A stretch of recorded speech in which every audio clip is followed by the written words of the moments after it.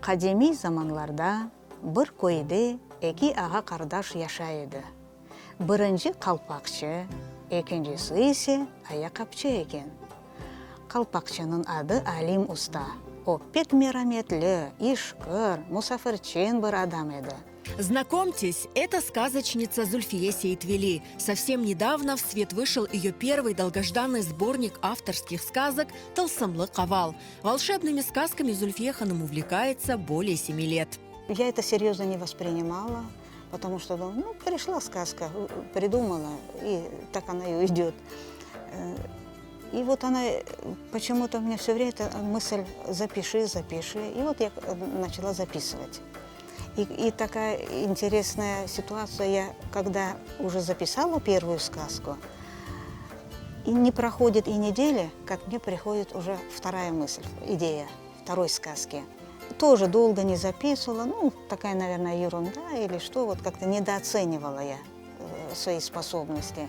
А оказывается, наверное, Аллахтан дается способность, чтобы человек все-таки развивал талант. За все эти годы Зульфия Сейтвели написала более 30 сказок. В сборник вошли 7 из них.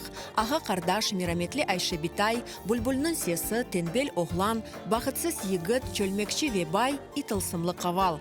Красочные иллюстрации художника Рустема Ваапова завораживают. Сказки на крымско-татарском языке с колоритными персонажами и увлекательными сюжетами имеют поучительный смысл и воспитывают положительные качества. Воспитывают, да, воспитывают детей, показывают, где хорошо, где плохо. В простой форме дети начинают понимать волшебные персонажи. И Азиз Деде появляется, он помогает людям, как одушевленные. И, можно сказать, такие волшебные, как Тылсымлы Эмен Терега, волшебный дуб. Он желание исполняет. У меня всегда добро побеждает зло. И мне очень сильно помогает Диляра Абибулаева.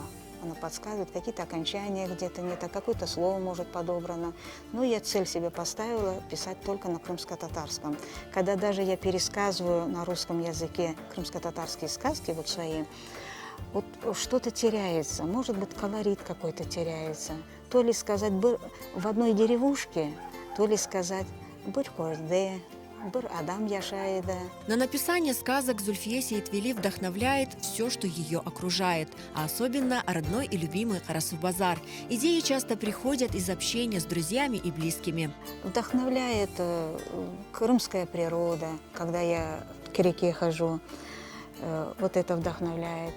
Хорошие отзывы, если прочитали, друзья, тулганлар, родственники прочитали сказку и говорят: ой, как интересно, ой, нам понравилось. Вот это тоже вдохновляет, что кому-то нужны эти сказки, и кто-то читает. Не просто на полочке эта книга будет лежать, а именно, чтобы читали. Вот это вдохновляет.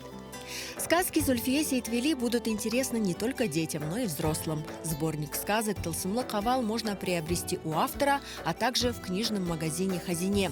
А Зульфия ханым и дальше обещает радовать нас своими волшебными сказками. Она мечтает, что когда-нибудь на темы ее сказок будут написаны сценарии к детским и юношеским фильмам.